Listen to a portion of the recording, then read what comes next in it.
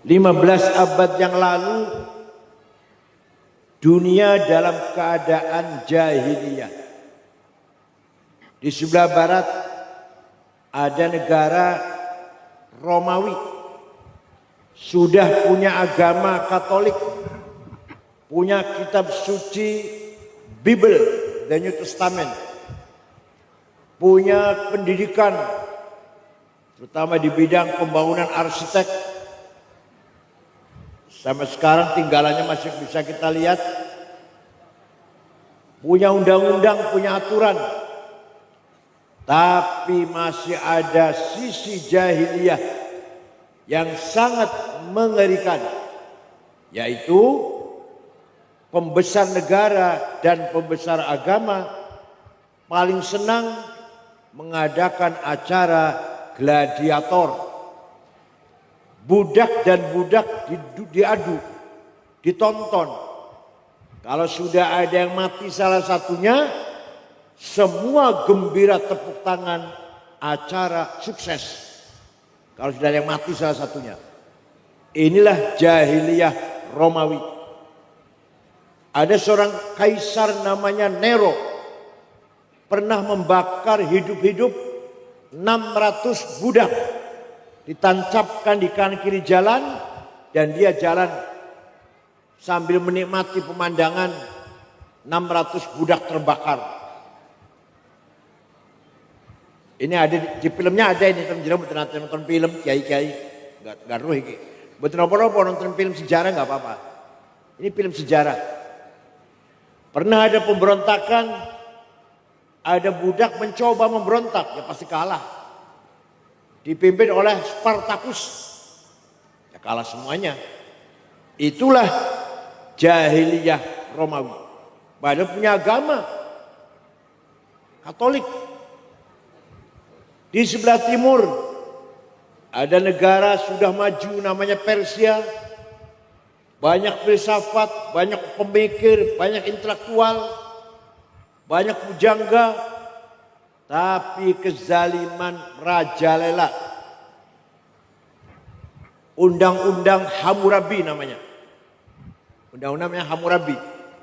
Hanya untuk orang kecil.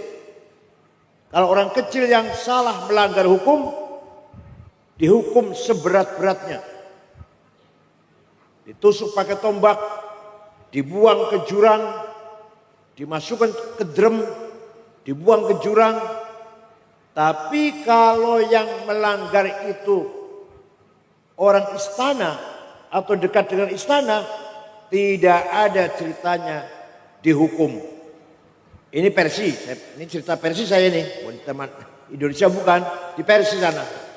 Dan dulu waktu jahiliyah. Barat Romawi jahiliyah, timur Persia jahiliyah, di tengah-tengah ada bangsa Arab. Arab sempurna jahiliyahnya. Tidak ngerti agama, tidak ngerti kitab suci, tidak punya nabi, tidak punya undang-undang pendidikan, tidak ada. Hidup bersuku-suku. Satu suku dengan yang lain musuhan, gak pernah akur. Kalau sudah perang puluhan tahun. Pernah terjadi perang Fijar namanya, gara-gara ada tamu ontanya dicuri. Itu perang antara keluarga sukunya tamu dan sukunya yang ditamuin ini 40 tahun. Rasulullah masih umur 14 tahun waktu itu.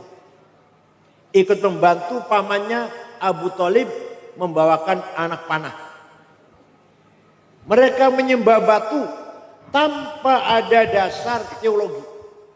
Kalau orang Buddha, orang Hindu, orang Konghucu menyembah batu, tapi punya kitab suci, Mahabharata Gita, Rigveda, Konfusius. Kalau orang Arab menyembah batu, udah titik. Gak ada dasar teologinya, gak ada. Gak ada kitab sucinya lah, menyembah batu. Berhala di sekitar Ka'bah waktu itu berjumlah 350. Antara lain namanya Al-Lata, Uzza, Mana, Hubal, Ya'uq, Yaghut. Nasr, Suwa, Wad. Itu diantara namanya berhala itu. Kalau punya anak perempuan, daripada nanti jadi beban, memberatkan keluarga, dikubur hidup-hidup sejak begitu lahir. Daripada kalau besar jadi beban. Sayyidina Umar pernah mengubur anak perempuannya, begitu lahir kubur. Waktu masih jahiliyah. Rata-rata buta huruf, gak bisa baca, gak bisa nulis. Rasulullah sendiri buta huruf. Gak pernah sekolah, gak pernah ngaji Rasulullah. Yatim piatu, penggembala kambing. Gak pernah punya pengalaman keluar negeri, gak pernah. Buta huruf. Tiba-tiba yang namanya Muhammad ini tiba-tiba dakwah menyampaikan kebenaran. Kebenaran akidah, kebenaran syariah, kebenaran akhlak perilaku dengan menyampaikan Al-Quran yang dari sisi kontennya, isi Al-Quran sangat menakjubkan orang Arab. Dari sisi bahasanya, redaksinya sangat mencengangkan orang Arab. Semua orang Arab kagum dengan Al-Quran. Menceritakan Adam dan Hawa di sorga, kemudian melanggar aturan, larangan, memakan buah kuldi yang dilarang, diusir dari sorga. Itu dari mana Muhammad ya? Gak pernah sekolah, gak bisa baca, gak bisa tulis, gak bisa ngaji. Tiba-tiba bisa cerita Nabi Adam, Hawa di sorga. Cerita Nabi Nuh, banjir topan, semua tenggelam kecuali 80 orang yang bersama Nuh di perahu.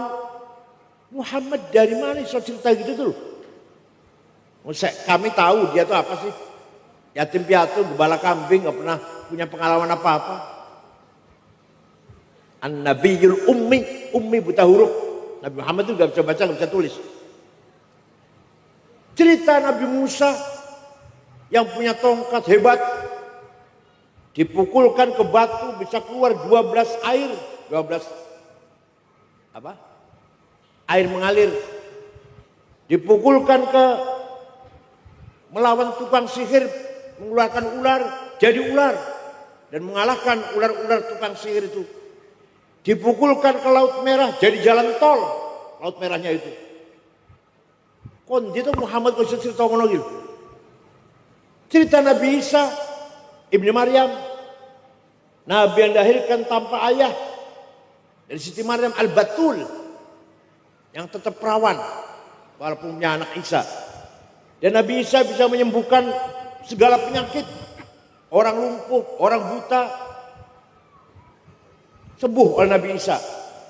Yang heran Muhammad itu cerita gitu dari mana? Kalau Muhammad bisa baca, mungkin saja baca Bible, baca Taurat, gitu kan ya? Gak bisa baca. Nah, tapi menyikapi Al-Quran orang Arab ada yang menerima, ada yang menolak. Yang menolak bukan tidak takjub dengan Quran, tapi isinya Quran itu mencaci maki berhala. Sedangkan saya bisnisnya jual berhala. Ya kalau saya ikut masuk Islam, bangkrut ekonomi saya.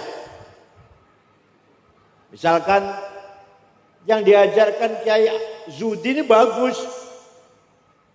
Tapi kalau saya ikut pengajiannya Kiai Zudi melarang khomer, melarang mabok-mabokan. Loh saya warungnya jualan khomer kok. Paham betul? Paham betul? Jadi bukan berarti mengatakan yang disampaikan Kiai Zudi itu salah, enggak, benar. Hanya sayangnya Kiai Zudi kalau ceramah melarang minum khomer. Loh saya warung saya jualnya khomer.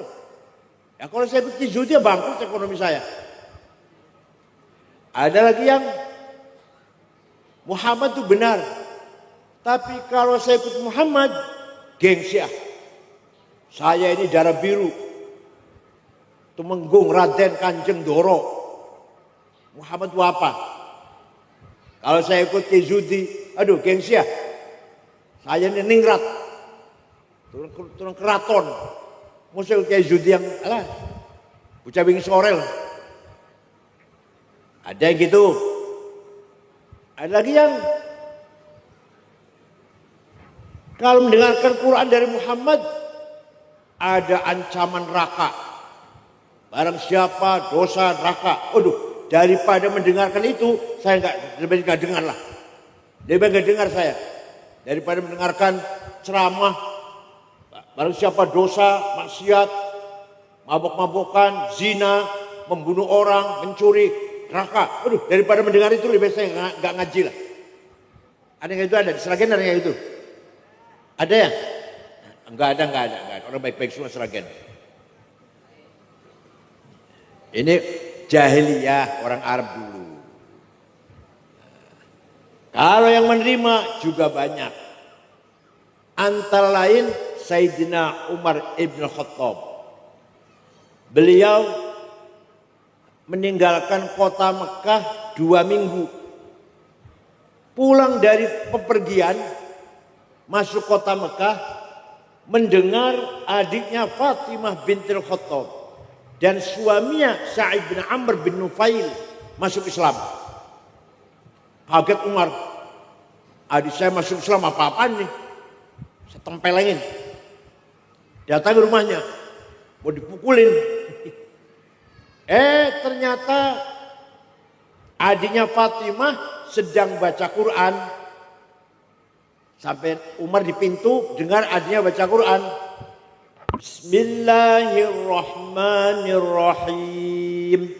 Taha ma anzalna 'alaikal Qur'ana litashqa illa tadhkiratan liman yakhsha tanzilan mimman khalaqal arda was samawatil ula ar-rahmanu 'alal 'arsy istawa. Toha, wahai Muhammad, ma anzalna 'alaikal Qur'ana litashqa. Tidak sekali-kali aku turunkan Quran kepadamu membuat kamu celaka, tidak. Illa tadhkiratan liman yakhsha. Quran adalah peringatan bagi siapa yang mau diperingatkan. Diturunkan oleh Tuhan yang menciptakan bumi dan langit. Siapa namanya? Ar-Rahman, yang maha kasih sayang, yang menguasai jagat raya dari aras sampai ke ujung alam semesta. Itu Umar mendengarkan adiknya baca Quran, Bu. Lemes. Terduduk di depan pintu, terduduk. Oh, bahasa Jawa apa? Lumpruk ya? Lumpruk. Terduduk. Yang tadi mau nempelengin adiknya malah nggak mungkin. Lemes sudah. Ketok pintu, buka pintu, dia baca tulisan surat Toha yang tadi baca adiknya. Selesai baca, apa kata Umar? Aina Muhammad al-an. Di mana sekarang Muhammad? Di sana, di jihad, di rumahnya sahabat Arqam bin Abil Arqam. Umar lari ke sana. Betul, Rasulullah dengan para sahabatnya ada di dalam rumah itu, sedang belajar Al-Quran. Umar ketok pintu, para sahabat ketakutan karena Umar itu terkenal preman, terkenal galak preman. Tapi Rasulullah dengan tenang membuka pintu itu. Umar masuk, langsung memeluk Rasulullah dan menyatakan masuk membaca 2 syahadat. Setelah masuk Islam, apa kata Umar? Ya Rasulullah, wahai Rasulullah, ya ashabi, wahai rekan-rekan semuanya, mulai besok sholat ngaji Quran di masjid, jangan di sini, jangan sembunyi di sini, di Masjidil Haram. Jangan takut ada saya, jangan takut ada saya. Wahai orang Mekah, barang siapa yang ingin istrinya jadi janda, yang ingin anaknya jadi yatim, lawan saya. Nah, jadi perjuangan Kiai Sudi, Pak Srianto mana? Ayo Pak Srianto, harus ada orang kayak gitu. Jangan takut berjuang NU, ada saya, ada nggak? Ada belum? Kiai Sudi harus ada orang itu. Jangan takut Sudi, teruskan membesarkan pesantren Darussalam. Jangan takut, ada saya. Udah punya belum orang kayak itu? Harus ada, harus ada. Negara juga ada TNI kok. Tujuan TNI kan gitu. Negara, jangan minder, ada saya. Kan gitu, ada kami. Ada TNI yang siap pertahankan negara. Walhasil yang namanya berjuang harus ada yang siap tempur. Paham betul? Bukan berarti radikal, tidak. Radikal bukan. Tapi untuk membela kebenaran, dia siap berkorban demi kebenaran. Itulah cerita sedikit tentang Islamnya Sayyidina Umar. Langkah pertama Rasulullah membangun masyarakat jahiliyah, huwallazi ba'atha fil ummiyina rasulan minhum yatlu 'alaihim ayatihi wa yuzakkihim wa yu'allimuhumul kitaba wal hikmah wa in kanu min qablu lafi dhalalim mubin. Langkah pertama Rasulullah membangun masyarakat yang primitif, yang biadab, yang buta huruf itu dengan menyampaikan bacaan Al-Quran. Maka setiap pesantren utamakan ngaji Al-Quran face to face, wajhan biwajhin, mubasyarah, satu-satu ngaji Quran tuh. Gak mungkin guru baca terus ayo ikut, gak akan bagus, gak akan sempurna. Guru baca di kelas, anak ayo ikut, ayo nirukan anak-anak, gak mungkin bagus. Satu-satu, antri satu-satu. Itu ngaji Quran caranya seperti itu, supaya benar bacanya. Orang Arab, orang Arab tidak mengerti pendidikan atau ilmu pengetahuan yang dipuji-puji oleh orang Arab hanya 3 macam orang. 1, syair, penyanyi. Wah, Muhammad ini nyanyi itu. Quran itu maksudnya gitu, Quran dianggapnya penyanyian. Puisi itu. Sajak itu. Karena Muhammad ingin terkenal biar dipuji-puji oleh masyarakat, maka dia selalu baca sajak, baca puisi. Quran menjawab, wa ma 'allamnahu syi'r wa ma yambagilah. Muhammad yang dibaca Muhammad bukan syair, bukan puisi, bukan sajak, dan Muhammad tidak pantas belajar bersyair. Jadi orang jahiliyah itu tidak menghormati siapa-siapa kecuali penyanyi, penyair. Jadi kalau orang Sragen masih sangat ngefans dengan Inul, dengan penyanyi, berarti masih enggak jawab. Kalau orang Sragen sangat mencintai penyanyi, keterlaluan, berarti masih jahiliyah. Boleh senang nyanyi, boleh, asal ojo kebangetan. Mosok ndelok dangdut kan ora salat isya, ora salat subuh. Enggak boleh. Senang sederhana, sedang-sedang saja boleh. Ada pernikahan, ada nyanyian karena senang gembira nikah, atau ada apalah sesuai acara yang harus digembirakan, nyanyi sederhana. Tapi jangan keterlaluan. Kalau keterlaluan berarti apa? Abu jahiliyah. Apa?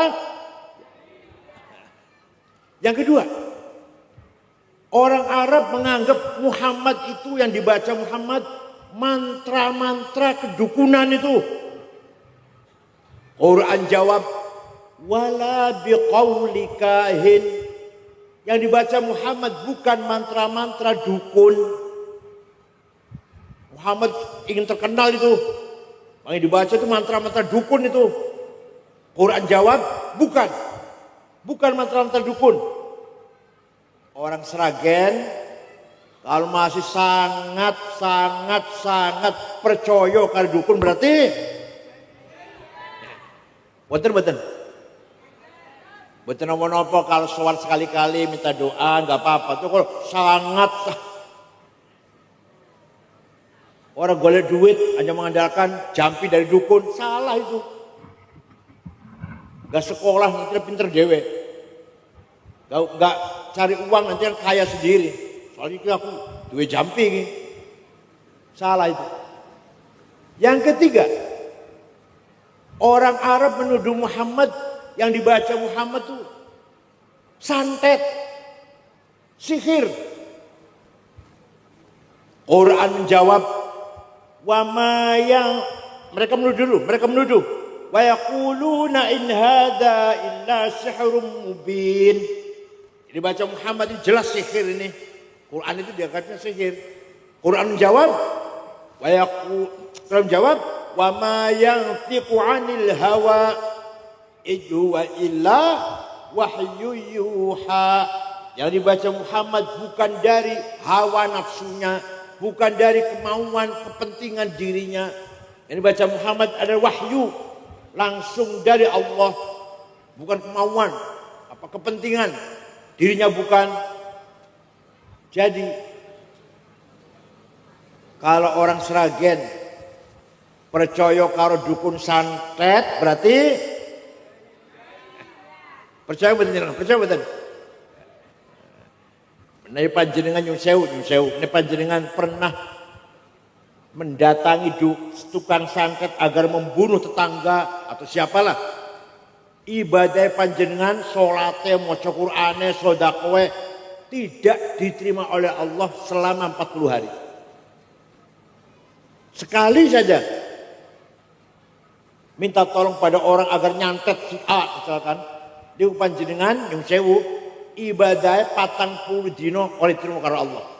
Salate, maca Qur'ane, tas sedekah dari diterima oleh Allah. Jadi berat sekali kalau kita nyantet orang, berat sekali. Quran waktu zaman Rasulullah tidak ditulis karena semua sahabat hafal. Ngapain butuh tulisan? Seperti saya hafal kulhu, falak, nas, al-fatihah. Yang gak usah ditulis lah, gak usah. Orang butuh tulisan. Panjenengan hafal kulhu, butuh tulisan betul? Gak butuh. Lah semua sahabat Nabi itu hafal Quran. Maka Quran tidak ditulis. Nabi tidak memerintahkan agar Quran ditulis. Walaupun sebagian sahabat nulis, tapi enggak sempurna, 30 juz tidak. Ada yang menulis surat Yasin, ada yang menulis surat Baqarah, enggak ada yang sempurna. Setelah Islam berkembang, Khalifah Abu Bakar As-Siddiq mempunyai pendapat, ini orang Islam tidak semua hafal Quran nih, gak mungkin. Orang Sragen baca Quran, hafal Quran semua gak mungkin. Maka Quran harus ditulis. Sayyidina Abu Bakar membentuk tim penulis Quran 10 orang. Ketuanya sahabat Zaid bin Thabit. Tulis 30 juz. Dibagi-bagi ke kota-kota. Kufah, Basrah, Baghdad, Damaskus, Palestina, Kairo. Ya. Lama-lama bacaan satu kota dengan yang lain bertentangan. Beda-beda bahkan bertentangan bacanya. Maka ketika Khalifah Utsman bin Affan mempunyai pendapat Quran harus ditulis ulang. Semua yang ada di kota-kota tarik ke Madinah. Ditarik ke Madinah. Dari Baghdad, dari Palestina, dari Damaskus, dari Kufah, dari Basrah. Tulis ulang. Ditulis satu naskah, yang lain bakar. Nah, dari sejak itu sampai sekarang namanya Mushaf Utsmani. Apa namanya? Jangan tinggal di Quran tulisannya Mushaf Utsmani pasti. Gimana? Jangan dikira mushaf tulisannya Pak Utsman dodol basun alun-alun, enggak, itu bukan. Utsman siapa? Utsman siapa? Utsman siapa? Khalifah Utsman bin Affan, bukan Mang Utsman yang jualan mendoan, bukan. Nah, akan tetapi tulisan Quran zaman Sayyidina Utsman belum sempurna tulisannya. Belum sempurna. Apa? Titik saja tidak ada. Jadi ba, ta, nun, ya, podo. Jim, ha, ko, gak ada bedanya. Dal, dal, sami. Ro, zai, sama. Maka harus disempurnakan. Setelah orang Islam semakin bertambah. Gak bisa baca kalau gak ada titiknya, gak ada bedanya satu huruf dengan yang lain. Tahun 59 Hijriah mulailah Quran diberi titik oleh seorang ulama namanya Abul Aswad Ad-Du'ali. Bukan sahabat, bukan ulama, bukan sahabat. Sudah ada titik, masih banyak orang kesulitan baca Quran. Maka tahun 170 Hijriah ada ulama namanya Imam Khalil bin Ahmad Al-Farahidi bikin harokat fathah, dhammah, kasroh, fathaten, dhammaten, kasroten, tasdid, sukun, yang bikin namanya Imam Khalil bin Ahmad Al-Farahidi. Sudah ada titik, sudah ada harokat. Nyun sewu, orang Banyumas, Purbalingga, Purwokerto, Banjarnegara, Kebumen, kalau baca Quran sampai sekarang, innallaha wasi'un ngalim. Nggih mboten? Seragam mboten ya? Seragam mboten ya? Mboten. Kalau panggil saya, nyebut nama saya Kiai Sangit Ngakil, insyaallah. Alhamdulillah jamangah. Artinya apa? Makhraj. Apa maksud apa? Keluarnya suara dari tenggorokan. Salah. Maka ada ulama yang membuat ilmu piye carane maca Quran dengan benar. Namanya ilmu tajwid tilawatil Quran.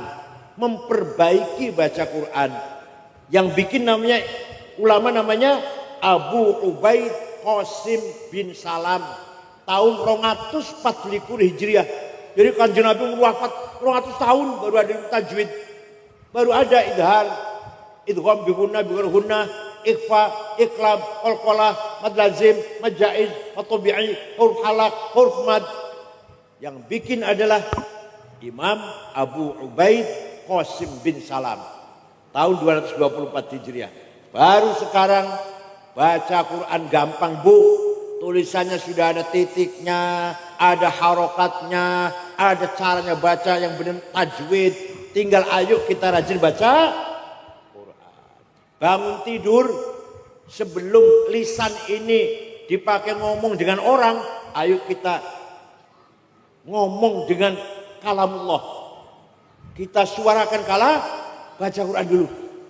Nanti jam 10 gampang, tukaran karo tonggo ya kenal salah jam 10. Betul-betul yang tukaran. Ini artinya silakan lisan dipakai untuk orang lain kalau sudah setelah baca Quran. Tapi bangun tidur yang pertama kali kita keluar dari lisan kita kalamullah. Siap Bu, siap? Siap? Kalau yang belum bisa ayo belajar. Udah tua, ya justru sudah tua ayo kudu belajar. Saya udah tua, udah punya cucu 10. Urung iso baca Quran. Makanya harus belajar, sudah tua. Kalau tua kan jalur mana ya? Kalau udah tua kan jalur mana ya? Sebentar lagi kan? Seperti saya udah tua nih. Saya udah umur 72 tahun. Bentar lagi gak akan lama lagi. Kalau belum bisa baca Quran sudah 72 kayak saya ini, harus belajar. Justru sudah tua, cedek mati nih, ayo belajar Quran. Paham buatan Bu? Ayo belajar baca Quran. Durung hatam kok sudah meninggal dunia, insya Allah Quran yang belum khatam itu akan menjadi syafaat bagi kita semuanya. Ayatu haqqin minar rahmani muhdatsatun qadimatun sifatul mausufi bil qidami damat ladaina faqad kullu mu'jizatin minan nabiyina id ja'at wa lam tadumi qarrat biha ainu qariha faqultu lahu laqad dhafirta bihablillahi fa'tasimi in tatluha khifatan min harri nari ladha atfatana roladha min wardiya syabimi. Quran itu sangat unik. Uniknya gimana? Dari lahirnya, mushaf lahirnya baru dicetak di Madinah, dicetak di Surabaya, di Jakarta tahun sekian, kertasnya barang anyar, tintanya barang baru, yang menulis, yang mencetak manusia makhluk baru. Berarti Quran baru ini. Paham betul? Hadithah. Tapi Quran sebagai sifatul kalamillah, sifat kalami Allah, qadimah. Azali, qadim. Ya Quran itu ya baru, ya azali, ya hadithah, ya qadimah. Quran itu. Dari sisi lahir mushafnya baru. Dicetak tanggal sekian tahun sekian baru kan ada tanggalnya ada harinya. Tapi sebagai sifatul kalam lidzatil qadimah, zatnya Allah, maka Quran qadimah. Paham betul Bu? Ya, Quran itu ya hadis, ya qadim. Nah, dan Quran itu mujizat yang langgeng bersama kita. Tadi saya ceritakan mujizatnya Nabi Ibrahim dibakar buatan mempan. Nabi Musa tongkat ajaib, mujizat Nabi Isa bisa menyembuhkan orang lumpuh, orang buta, orang sakit. Tapi sudah nggak ada, tinggal beritanya, tinggal kisahnya. Tapi kalau Quran sebagai mujizat Rasulullah sampai sekarang masih ada. Ila yaumil qiyamah. Beda dengan mujizat Nabi Musa, tongkat, udah nggak ada sudah. Tinggal ceritakan kok, kisahnya begini-begini. Mujizat Nabi Ibrahim dibakar orang mempan.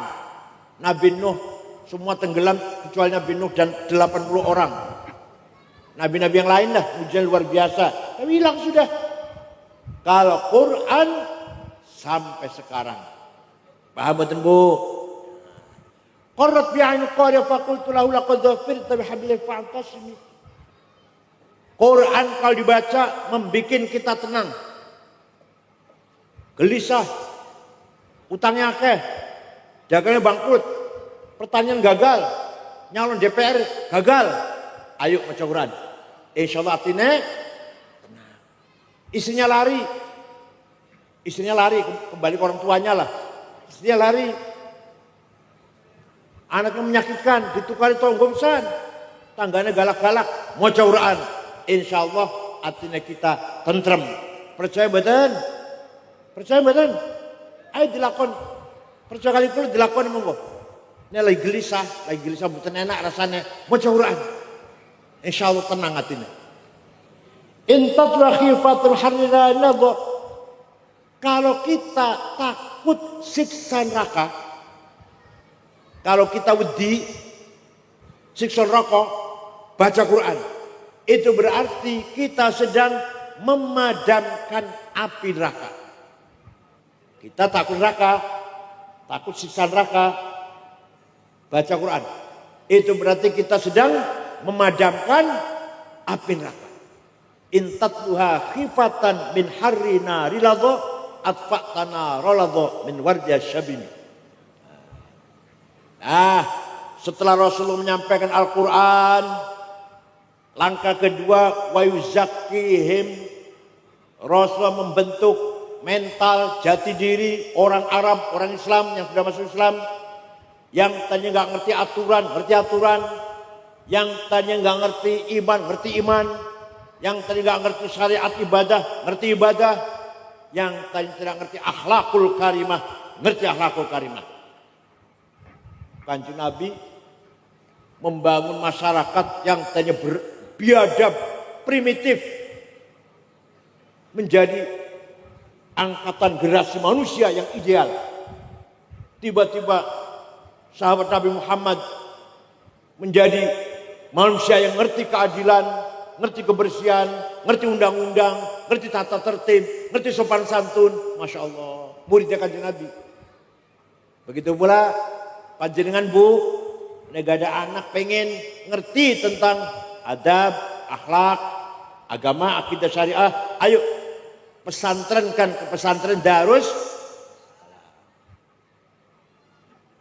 Orang Arab tadinya nggak ngerti sesuci, nggak ngerti makan harus makan hewan harus disembelih dulu, nggak ngerti. Bangkai pun dimakan orang jahiliyah.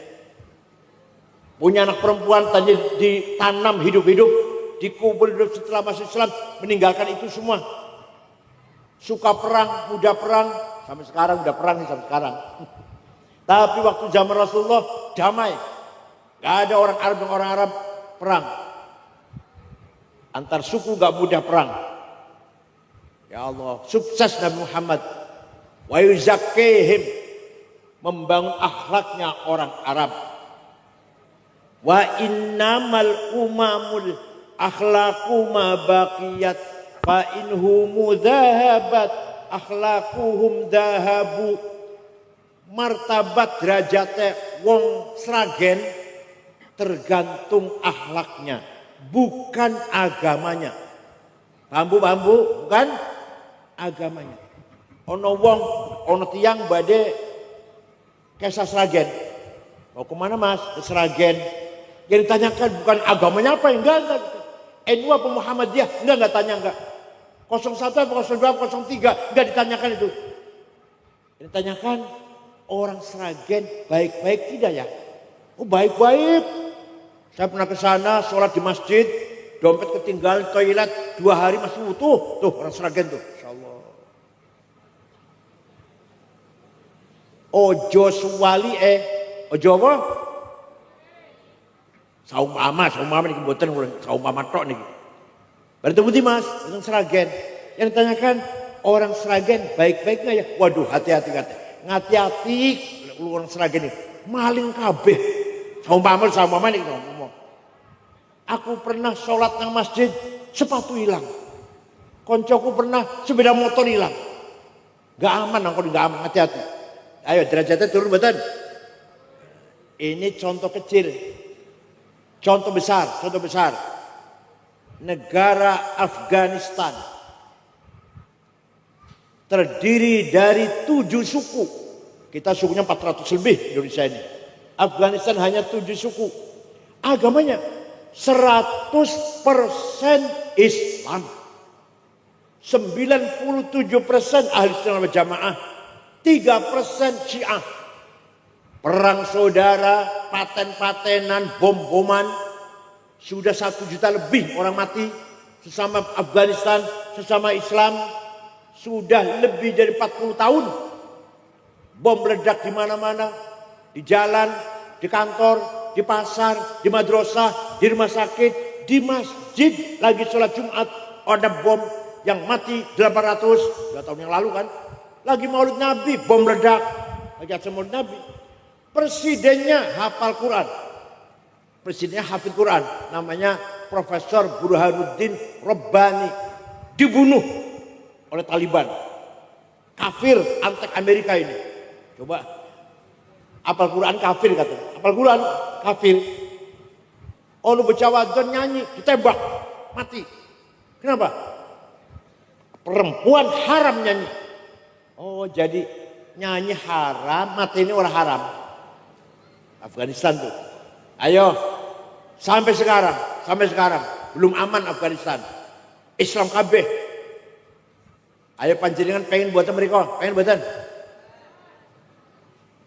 Tapi suang-suli pun Jepang agamanya gak jelas, namanya agama Shinto. Bukan Islam, bukan Kristen, bukan Buddha, bukan Hindu. Namanya agama Shinto. Tapi orang Jepang tertib, bersih, gak ada copet, gak ada jambret, gak ada calo. Seragam wonten calo wonten? Wonten, alhamdulillah. pejabat gak ada yang korupsi. Ibu kota Tokyo segitu ramenya, boten-wonten polisi jaga jalan. Supir semua tertib, gak ada yang melanggar supir itu. Bukan apa-apa, malu kalau melanggar. Pejabat tidak korupsi bukan takut neraka. Gak ngerti neraka orang Jepang, maupun neraka itu. Malu kalau ketahuan. Saya malu, istri malu, anak cucu malu. Saudara semuanya malu. Kalau saya ketangkep korupsi. Itu orang Jepang. Waktu kesebelasan sepak bola Jepang main di Doha Qatar, di negara Qatar.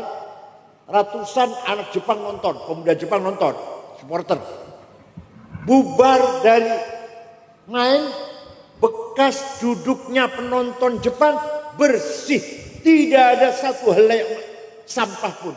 Orang plastik, orang puntung rokok. Turun Jepang itu. Ayo pengen betul, dalam berikut pengen betul. Aman, pulau berkompromi sekawan. Terakhir meresmikan masjid di pinggiran kota Tokyo. Dengan istri saya malam-malam jalan, gak ada rasa takut, gak ada rasa khawatir, aman. Pengen betul dalam berikut. Ayo ciptakan keamanan di Sragen agar orang datang ke sini merasa aman, tentram dan damai. Siap? Saya pernah pergi ke negara Mali, Afrika Barat. 6 ormas, NU, Muhammadiyah, Wasliyah, Al-Irsyad, Syarikat Islam, Nahdlatul Wathon, 5 hari di sana. Perjalanan 23 jam, Jakarta, Dubai, Aljazair, Tembakau ibu kota namanya. Di ibu kota Tembakau tidak ada rumah dikunci ditutup pintunya. Tidak ada rumah dikunci jendelanya. Sepeda motor ditinggal yang latar, kuncinya masih gantung. Ayo coba Sragen ya. Boleh coba Sragen mau? Mulai besok ya. Rumah gak usah dikunci ya. Sepeda motor gak usah dimasukkan, tinggal di latar ya. Coba. Islam semua padahal rajin ngaji semuanya. Ini negara Mali. Saya pernah pergi ke negara Australia tahun 2012, sudah lama, 2012. Undangan selama muter-muter 6 kota. Canberra, Melbourne, Adelaide, Brisbane, terakhir ibu kota Sydney. Selama baca zuhur di masjid besar, tadinya gereja jadi masjid. Berasar, ba'da asar, belanja, oleh-oleh, besok mau pulang. Kaos, gantungan kunci, kipas, kenangan lah. Dapat 1 kardus, bawa ke hotel, beresin. HP saya tidak ada, lupa saya HP di mana itu. Tadi asik belanja tapi lupa HP di mana. Ya sudah, hilang ya wis lah, wis hilang. Nanti beli Jakarta, beli lagi. Jam 9:30 saya sudah mau tidur. Lampu sudah saya matiin. TV pun kalau matikan. Ada orang ngetok pintu. Saya buka, petugas hotel. Dan 1 orang laki-laki membawa HP saya. Ini HP bapak ketinggalan di toko saya. Saya tadi berjam-jam cari. Kira-kira nginepnya di hotel mana. Coba. Kira-kira kalau HP di Sragen ketinggalan warung piye kira-kira?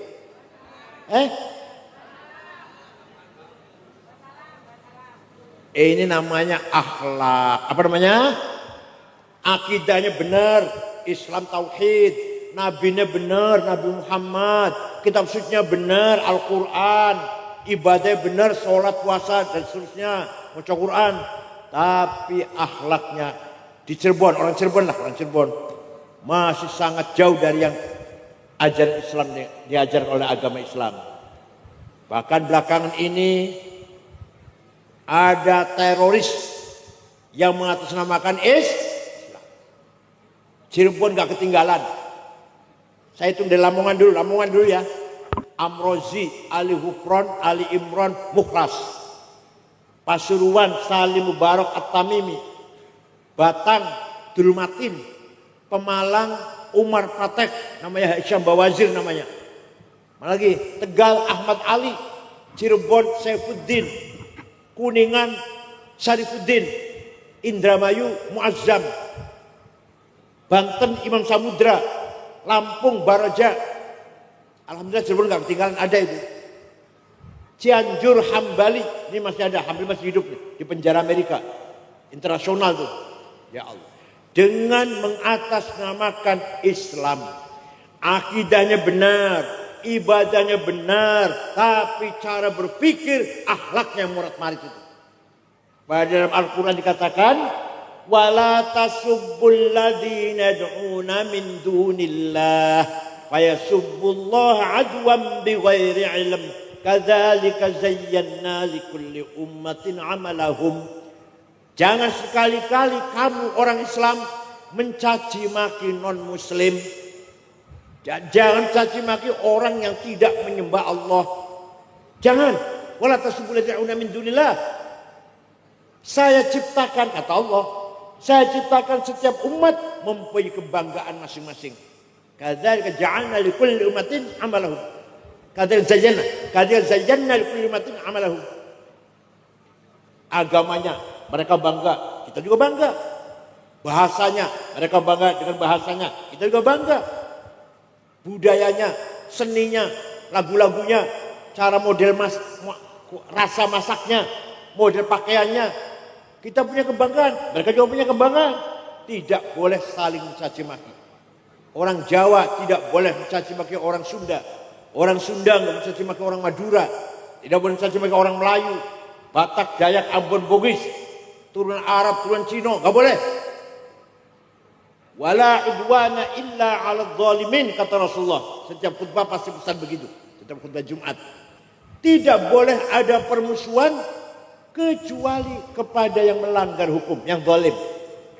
Selama tidak melanggar hukum, tidak boleh permusuhan karena beda agama. Oh ini Kristen, ini musuh saya, nggak boleh. Atau beda suku, ini Cina, ini musuh kita, ini nggak boleh. Wah ini 003, 01 ini musuh saya, ini nggak boleh. Beda partai, beda madhab, beda aliran, beda ormas. Kecuali kalau orang itu melanggar hukum, korupsi, bos narkoba, bos judi, pembunuh, perampok, pelaku kriminal, itu mari kita jadikan musuh bersama. Apalagi bos pijet, nonton, dan seragam nonton bos pijet nonton, betul nonton ya? Alhamdulillah, Cirebon kalah, Cirebon, oh, kalah Seragen. Pantai pijet, rumah pijet, griyo pijet, oh kalah Cirebon. Seragen betul nonton, Seragen betul nonton. Betul nonton. Ketinggalan. Cirebon orang ketinggalan. Ya Allah. Apalagi di puncak Bogor Cianjur itu. Waduh. Ramai sekali itu. Walhasil tidak boleh ada permusuhan karena beda agama, beda suku, beda budaya, beda tradisi. Kecuali boleh, bukan hanya boleh, harus kita anggap musuh orang yang zalim, yang melanggar hukum, pelaku kriminal, kejahatan, harus kita anggap musuh bersama. Tidak pandang bulu siapa itu orangnya. Paham betul? Itu akhlak Rasulullah sallallahu alaihi wasallam. Waktu Kanjeng Nabi 8 tahun di Madinah, kemudian masuk kota Mekah diikuti 12.000 sahabat. Kanjeng Nabi hijrah dari Mekah ke Madinah dengan rasa takut. Sembunyi-sembunyi, gelap-gelap malam-malam dengan Sayyidina Abu Bakar berdua.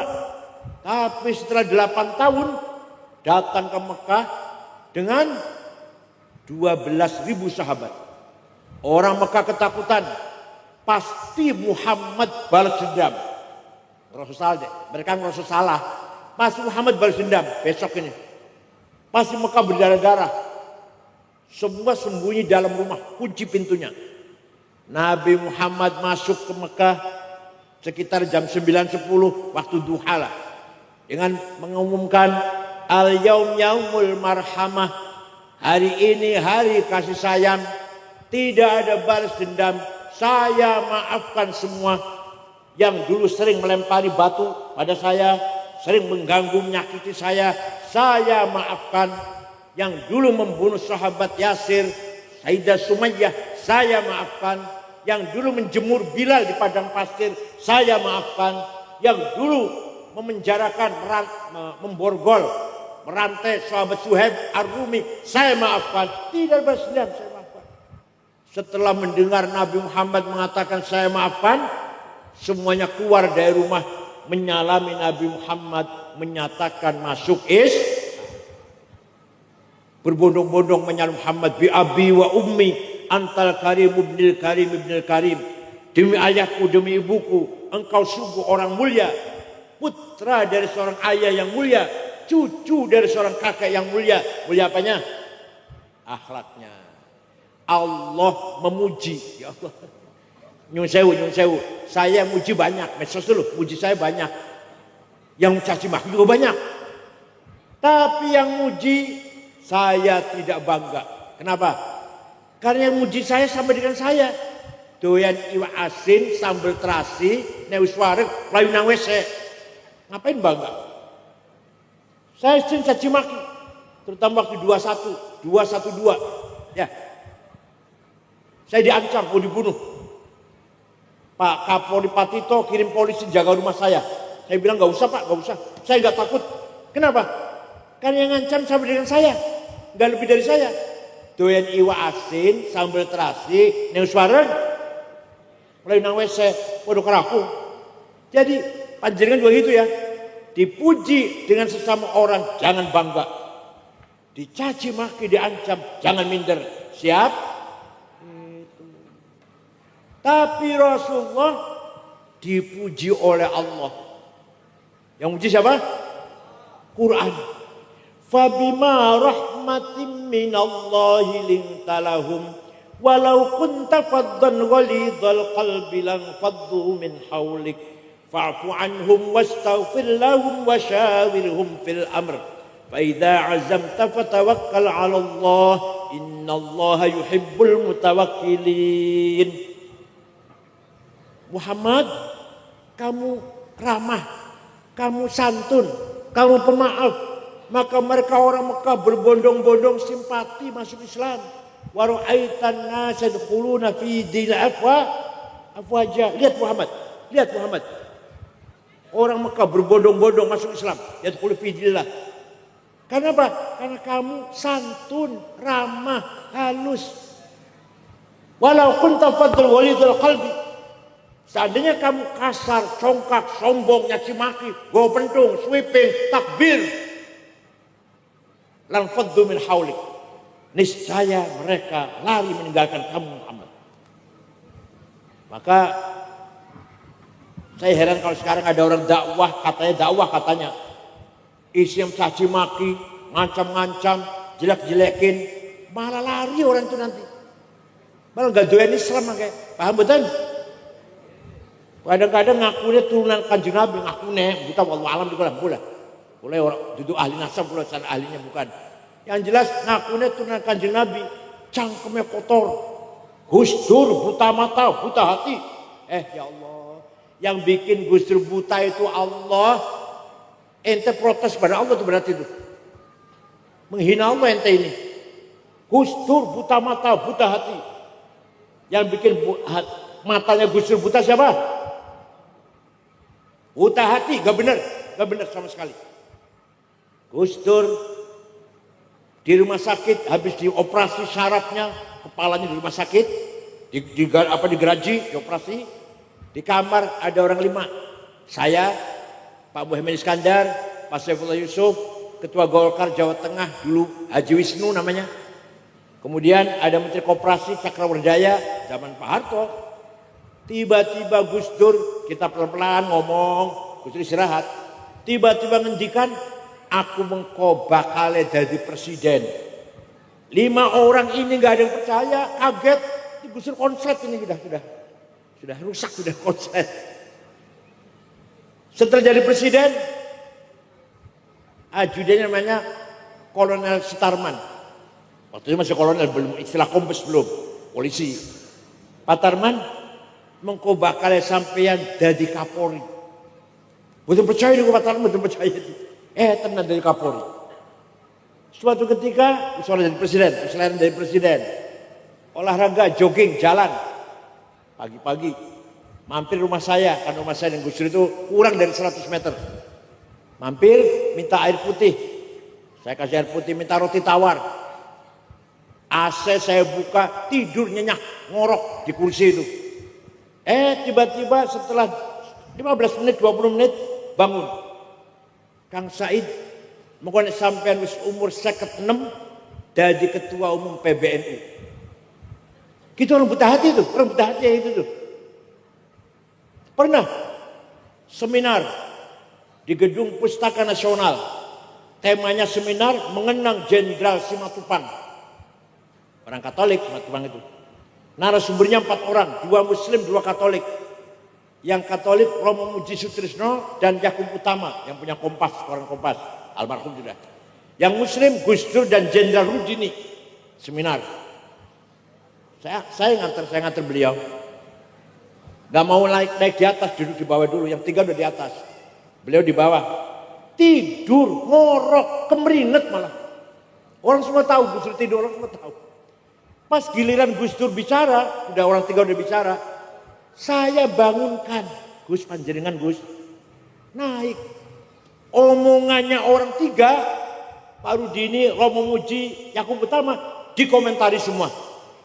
Ayo, dari mana itu? Gitu buta hati namanya. Orang buta hati kayak gitu tuh. Yang ngomong gitu Rizik itu, Rizik Syihab. Gus Dur buta mata, buta hati. Said Akil bego. Ya enggak apa-apa kalau saya kata bego enggak apa-apa, biasa lah. Ya Allah. Barangkali niatnya dakwah Islam. Tapi dengan cara begitu salah besar. Walau kunta faddan ghalidhal qalbi lang faddu min haulik. Seandainya kaum Muhammad kasar, congkak, sombong, hantam sana, hantam sini, lari orang itu, enggak masuk Islam nanti. Para wali songo dakwah di Pulau Nusantara ini dengan bahasa yang halus, tidak ada caci maki, nggak ada kekerasan. Tanpa kekerasan wali songo sukses mengislamkan masyarakat Nusantara, mengalahkan kerajaan Majapahit, kerajaan Pajajaran, Sriwijaya tanpa diperangi. Hilang KPDW, hilang Sirno Kertani Bumi. Ya Allah. Luar biasa wali songo itu. Dakwanya dengan bil hikmah wal mau'izah hasanah. Jadi wa yu'allimuhumul kitab. Orang Arab yang tadinya bodoh menjadi ulama-ulama besar. Al-Ghazali, Ibnu Sina, Ibnu Rushd, Abu Hanifah, Bukhari, Muslim dan seterusnya banyak banget sudah. Dan wal hikmah, orang Arab yang tadinya hatinya hitam menjadi hati yang padang, mempunyai wisdom, ngerti tentang bagaimana membangun akhlakul karimah, membangun kemakrifatan dalam hati mereka, itu berkat Al-Qur'an. Maka insya Allah anak panjenengan yang mondok di sini ngaji Quran, insya Allah targetnya akhlaknya mulia, berilmu dan berhikmah, hatinya bersih. Berilmu yang hatinya kotor percuma itu. Penjara penuh dengan orang pinter tuh. Jadi penjara sekarang suka miskin. Itu yang korupsi itu orang pinter-pinter itu. Insinyur, doktor. Tapi insya Allah kalau putra panjenengan mondok teng pesantren Darussalam ini pinter dan berakhlak, berhati mulia, sahibul hikmah, sahibul ilm, sahibul akhlak, tazkiyah dan sahibul hikmah. Amin ya rabbal alamin. Cekap semanten mawon, mugi-mugi apa yang kita aturkan wonten manfaatipun. Syukran wa dumtum fil khairil barakati wan najah. Mudah-mudahan Sragen umumnya ala barakatillah. Razaqullah ahla Sragen bil hayatil mutmainnah war rafahiyah wassalam.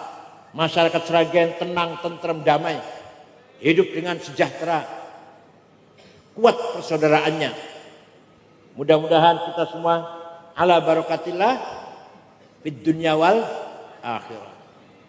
Sugih barokah, melarat barokah. Yo melarat ah, sugih barokah, pinter barokah, menang jadi bupati jadi apa lah barokah.